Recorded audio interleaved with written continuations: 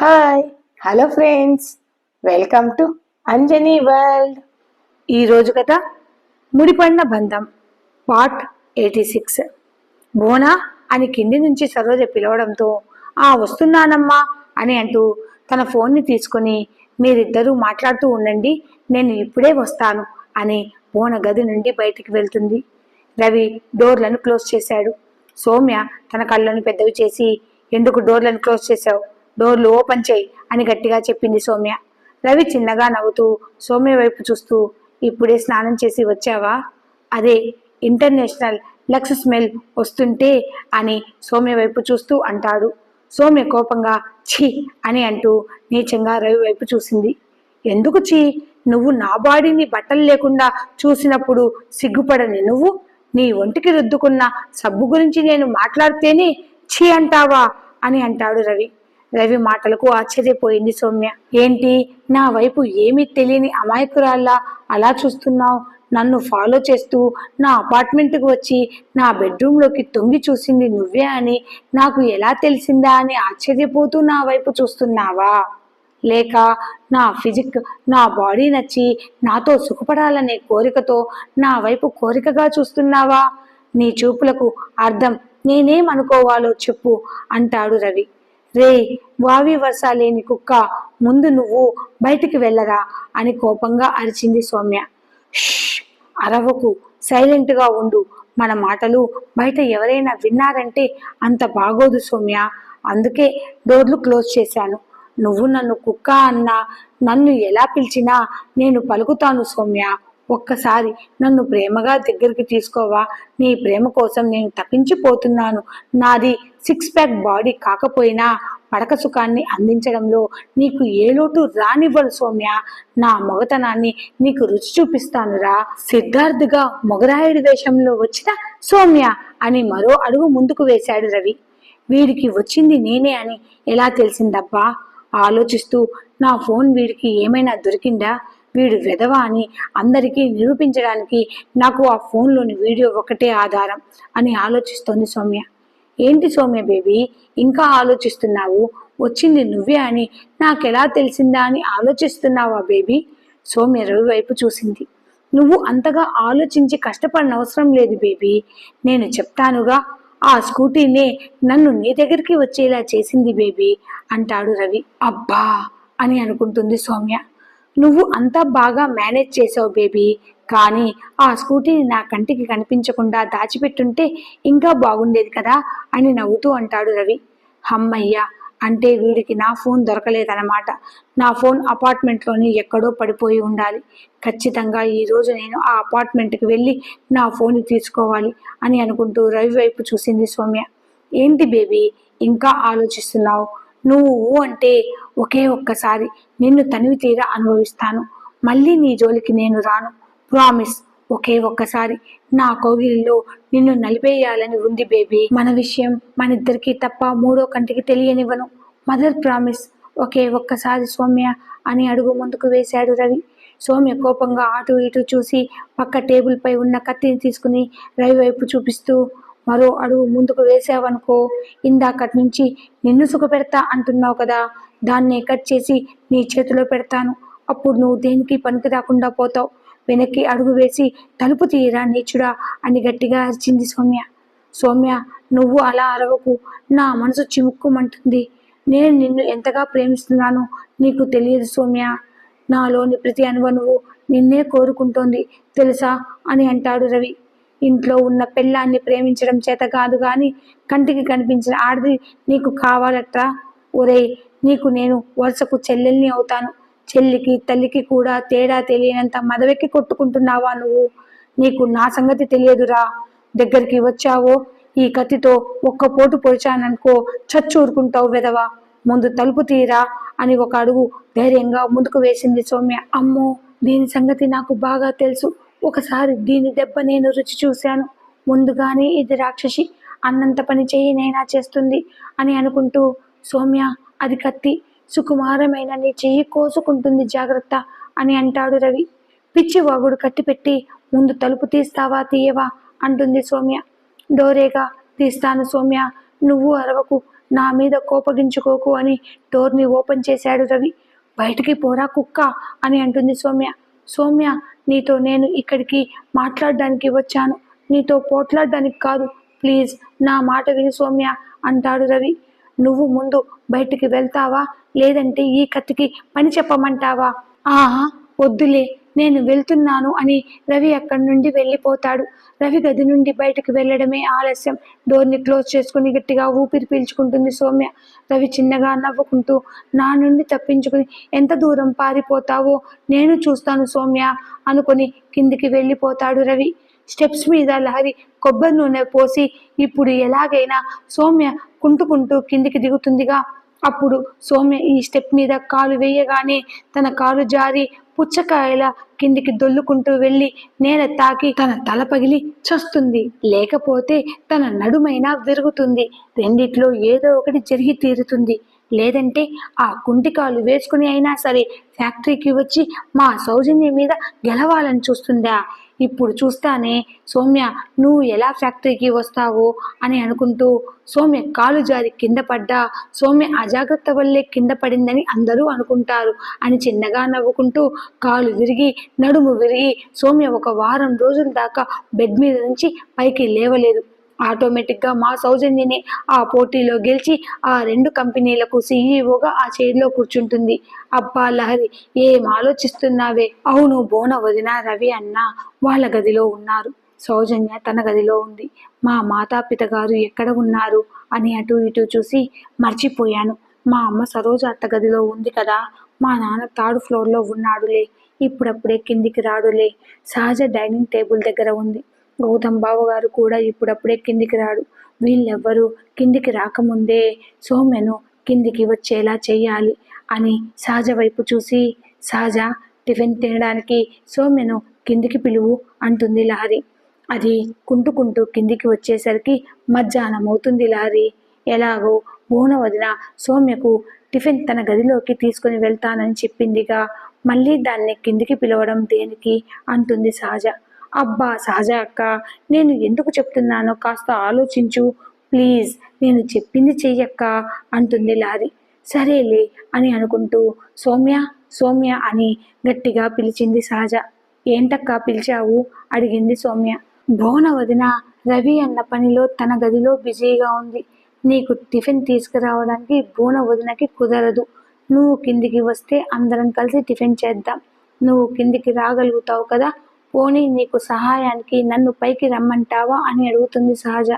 పక్కనే ఉన్న లహరి చిన్నగా నవ్వుతూ, నువ్వు భలే దానివే అక్క, ఆ కుంటి కాలు వేసుకుని ఫ్యాక్టరీకి వెళ్ళడానికి నీ చెల్లెలు రెడీ అవుతుంటే మన ఇంట్లో పైనుండి 4 మెట్లు కిందికి దిగి రాలేదా మీ చెల్లెలు, వస్తుందిలే అని రాగం తీస్తూ అంటుంది లహరి.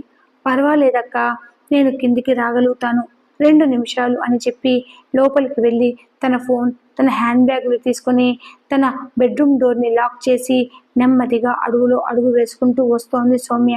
అప్పుడే గౌతమ్ కూడా ఆఫీస్కి వెళ్ళడానికి రెడీ అయ్యి తన గది నుండి బయటికి వచ్చాడు. సౌమ్యను చూసిన గౌతమ్, హలో మరదల్ పిల్ల, నీ కాలు విరగలేదు ఒప్పుకుంటాను, కానీ ఆ కాలుకి రెస్ట్ లేకుండా ఆ కాలు మీద మరింత ప్రెజర్ పెడితే కాలు వాపు ఎలా తగ్గుతుంది సౌమ్య? పైగా ఈ కాలుతో ఫ్యాక్టరీకి వస్తానని మొండికేస్తున్నావట, ఏంటి చిన్న పిల్లలా నీ మొండితనం? సౌమ్యను అడుగుతాడు గౌతమ్. అయ్యో బావగారు, కాలు వాచిందని ఆ కాలుకు రెస్ట్ ఇస్తే ఇక ఆ కాలు సుఖం మరిగి మన మాట వినడండి. కాబట్టి నా కాలుకి బద్ధకం అలవాటు చేయకుండా ఎక్సర్సైజ్ చేయిస్తున్నాను. పర్వాలేదు, నేను నెమ్మదిగా దిగి కిందికి వస్తాను, మీరు వెళ్ళండి అంటుంది సౌమ్య. మొండి దానివి సౌమ్య, నువ్వు నా మాట వినవుగా, సరే నేను నెమ్మదిగా నిన్ను కిందికి తీసుకొని వెళ్తాను అంటాడు గౌతమ్. అయ్యో బావగారు, నాకే నేను వస్తాను అంటున్నాను కదండి, మీరు వెళ్ళండి అని చెప్పింది సౌమ్య. అప్పుడే గౌతమ్కి ఫోన్ రావడంతో, నువ్వు నా మాట వినవు సౌమ్య, ఇక నీ ఇష్టం అని ఫోన్ మాట్లాడుతూ ఏదో గుర్తుకు రావడంతో మళ్ళీ తన గదిలోకి వెళ్ళిపోతాడు గౌతమ్. లహరి తన మనసులో, అమ్మయ్య, ఎక్కడ ఈ గౌతమ్ బావ స్టెప్స్ దిగుతాడేమోనని భయపడిపోయాను. గౌతమ్ బావ మళ్ళీ తన గదిలోకి వెళ్ళిపోయాడు. సౌమ్య కిందికి దిగి వస్తోంది. త్వరగా సౌమ్య కిందికి దిగిరా, నీ నడుము విరిగి నువ్వు అరిచే అరుపు నేను వినాలి సౌమ్య అని మెట్ల వైపే చూస్తోంది లహరి. అప్పుడే లహరికి ఫోన్ రావడంతో ఈ సౌమ్య నెమ్మదిగా కుంటుకుంటూ స్టెప్స్ దగ్గరికి వచ్చేసరికి నేను కాల్ మాట్లాడి రావచ్చు అని తన కాల్ని లిఫ్ట్ చేసి కాస్త పక్కకు వెళ్ళి మాట్లాడుతోంది లహరి. సౌమ్య జాగ్రత్తగా ఒక్కొక్క అడుగు వేసుకుంటూ స్టెప్స్ వరకు వచ్చేసింది. సుధాకర్ ఫోన్ మాట్లాడుతూ సౌమ్య వైపు చూస్తూ స్టెప్స్ దగ్గరికి వచ్చాడు. సుధాకర్ని ఆపి, ఏంటి నాకన్నా మీరే ముందు వెళ్తున్నారు, నేను వస్తున్నానని మీ కంటికి కనిపించడం లేదా? అడ్డు జరగండి, నేను ముందు వెళ్ళాలి అని సుధాకర్ కంటే ముందుకు వచ్చి ఆ స్టెప్స్ దిగుతూ లహరి కొబ్బరి నూనె పోసిన స్టెప్స్ మీద కాలు పెట్టి ఆ కాలు జారి పెద్దగా అరుస్తూ పుచ్చకాయ దొల్లినట్లుగా కిందికి దొల్లుకుంటూ అమ్మా నా నడుము విరిగిందిరా బాబోయ్ అని గట్టిగా అరుపు వినపడుతుంది. అబ్బా ఈ సౌమ్య నడుము విరిగిందిరా, నేను అనుకున్నది జరిగింది అని సంబరపడిపోతూ వచ్చి స్టెప్స్ వైపు చూసిన లహరికి పెద్ద షాకే తగిలి బొమ్మలా నిలబడిపోయి చూస్తోంది. డైనింగ్ టేబుల్ దగ్గర ఉన్న సహజ పరుగున కింద పడ్డ పార్వతి దగ్గరికి వెళ్ళి, అయ్యో పిన్ని గారు మీరెలా కింద పడ్డారండి అని పార్వతిని పైకి లేపే ప్రయత్నం చేస్తోంది. గబగబా స్టెప్స్ దిగి పార్వతి దగ్గరికి వచ్చిన సుధాకర్, నువ్వేమైనా పడుచు పిల్లవా తిప్పుకుంటూ స్టెప్స్ దిగడానికి? ముసల్దానివే, చూసి జాగ్రత్తగా స్టెప్స్ దిగాలని లేదా నీకు అని అంటాడు. ఇక్కడ నా నడుము విరిగి నేను ఏడుస్తుంటే నన్ను పైకి లేపి సోఫాలో కూర్చోబెట్టాల్సింది పోనిచ్చి నీ సోది రామాయణం ఏంటయ్యా అని కోపంగా ఏడుస్తూనే చెప్పింది పార్వతి. గదిలో నుండి భువన, రవి, అటువైపు నుండి సౌజన్య, సరోజ, మహేంద్ర, పై గదిలో నుండి గౌతమ్ అందరూ అక్కడికి చేరుకున్నారు. రవి పార్వతి వైపు చూసి, ముసల్దానికి బాగా జరిగింది, లేదంటే ఎప్పుడు చూడు నా మీదే దీనికి కన్ను, లేనిపోని చాడీలన్నీ చేర్చి తన కొడుక్కి చెప్తూనే ఉంటుంది. ఒక వారం రోజు కదలకుండా ఆ మంచంలో పడి ఉంటుంది ఈ ముసల్ది అని అనుకుంటాడు రవి. సౌమ్య కింద పడ్డ పార్వతి వైపు చూసి, ఈ రోజు దేవుడు నన్ను కాపాడాడు అని అనుకుంటుంది. గౌతమ్ కింద పడిన పార్వతి వైపు చూసి గబగబా స్టెప్స్ దిగుతూ మధ్య స్టెప్స్ మీద వైట్ లిక్విడ్గా కనిపించడంతో, సౌమ్య జాగ్రత్త, నువ్వు అక్కడే ఉండు, ఇక్కడ ఎవరో ఆయిల్ పోశారు అని వెంటనే పని వాళ్ళను పిలిపించి స్టెప్స్ మీద ఎవరో కావాలని ఆయిల్ పోశారు, క్లీన్ చేయండి అని చెప్పి కింద పడ్డ పార్వతి దగ్గరికి వెళ్ళి పార్వతిని తన 2 చేతులతో ఎత్తుకుని సోఫా మీద కూర్చోపెట్టాడు గౌతమ్. డాక్టర్కి కాల్ చేసి వెంటనే రమ్మని చెప్పాడు గౌతమ్. పని వాళ్ళ సహాయంతో సౌమ్య నెమ్మదిగా స్టెప్స్ దిగి కిందికి వచ్చి సోఫాలో కూర్చుంటుంది. సౌమ్య సహజల వైపు కోపంగా చూస్తూ, దొంగ సచ్చినోళ్ళు, ఎవర్రా ఆ స్టెప్స్ మీద ఆయిల్ పోసింది, వాళ్ళ చేతులు విరిగిపోను, కోవిడ్ వచ్చి వాళ్ళు దిక్కుమాన చావాలి అని పార్వతి తిట్టే తిట్లు భరించలేక, అమ్మ ఆపవే, ఎవరో పొరపాటున ఆయిల్ పోసి ఉంటారులే, తిట్టకే అని అంటుంది లహరి. నువ్వొక వెర్రి బాగుల దానివి, నీకేమీ తెలీదు, నువ్వు నోరు మూసుకో లహరి, ఇక్కడ విరిగింది నా నడుమే అన్నయ్య అని ఏడుస్తూ మహేంద్ర వైపు చూసి, ఎవరో ఈ ఇంట్లో వాళ్ళే నన్ను కావాలనే కింద పడేయాలని ఈ పని చేసి ఉంటారు అన్నయ్య, వాళ్ళకు దినం చెయ్య, వాళ్ళ కళ్ళను కాకులు పొడవా, వాళ్ళ కాళ్ళు చేతులు పక్షవాతం వచ్చి పడిపోవా అని పార్వతి తిడుతుంటే, అమ్మ ఇక ఆపవే అని అంటోంది లహరి. ఏడుస్తూ ఉన్న తన చెల్లెల్ని ఓదారుస్తూ, ఏదో పొరపాటున ఆ స్టెప్ మీద ఆయిల్ పడి ఉంటుంది పార్వతి, దానికే ఇంత రాద్ధాంతం చెయ్యాలా చెప్పు, డాక్టర్ గారు వస్తున్నారులే, కంగారు పడకు. గౌతమ్ పార్వతిని తన బెడ్రూమ్లో పడుకోబెట్టి మీరందరూ టిఫిన్ తిని ఫ్యాక్టరీకి వెళ్ళండి చెప్పాడు మహేంద్ర. పార్వతి గట్టిగా ఏడుస్తూ, నేను నా బెడ్రూమ్లో పడుకోను, నేను ఇక్కడే ఈ సోఫాలోనే కూర్చుంటాను. బోన వైపు చూస్తూ, బోనా నువ్వు కూడా ఫ్యాక్టరీకి వెళ్తున్నావా? నీ అత్తను కింద పడి నడుము విరిగి ఏడుస్తున్నాను, నువ్వు నా దగ్గర ఉండకుండా వెళ్ళిపోతావా? నువ్వు ఎక్కడికి వెళ్ళడానికి వీల్లేదు బోన, నువ్వు నా పక్కనే ఉండి నన్ను చూసుకోవాలి అని ఏడుస్తూ చెప్పింది పార్వతి. ఇంట్లో పనివాళ్ళు ఇంతమంది ఉన్నారు, దున్నపోతుల వయసుకు వచ్చిన నీ కూతురు పక్కనే ఉంది, ఇంతమందిని కాదని నా కూతురు ఒక్కటే నీకు సేవ చెయ్యాలా అని అడుగుతుంది సరోజ. అదేంటి వదిన అలా మాట్లాడుతున్నావు? చిన్నప్పటి నుంచి బోనను నా మేనకోడలుగా నేను చూడలేదు, నా కొడుకుకు భార్యగా నా సొంత కోడలుగానే నేను చూశాను. నేను ఒకటి అనుకుంటే ఆ దేవుడు మరో రాత రాశాడు, నా ఆశ తీరలేదు. ఇప్పుడు నా కొడుకు బాలాజీని రవి రూపంలో చూసుకుంటున్నాను. రవి నా కొడుకు అయినప్పుడు నా కోడలు బోనే కదా అయ్యేది.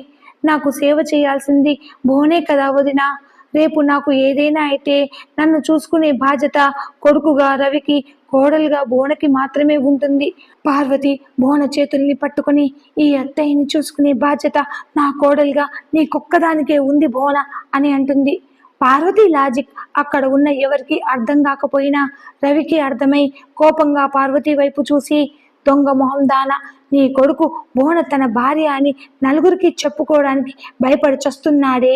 నీ కొడుకుకు ధైర్యం సరిపోవడం లేదు, కానీ నీ కోడలే నీకు సేవ చేయాలని సెంటిమెంట్ డైలాగులు కొడుతున్నావు నీ మొహానికి అని బోన వైపు చూసి, బోనకు మీరు చేసిన అన్యాయం నందన్కి తెలిసిందనుకో, నా సంగతి పక్కన పెట్టు, నిన్ను, నీ మొగుణ్ణి, నీ కొడుకుని ముగ్గురిని ముక్కలు ముక్కలుగా నరికి మీ మాంసాన్ని కాకులకి గద్దలకి ఆహారంగా వేస్తాడు ఆ నందన్ అని పార్వతిని తన మనసులో తెగ తిట్టుకుంటున్నాడు రవి.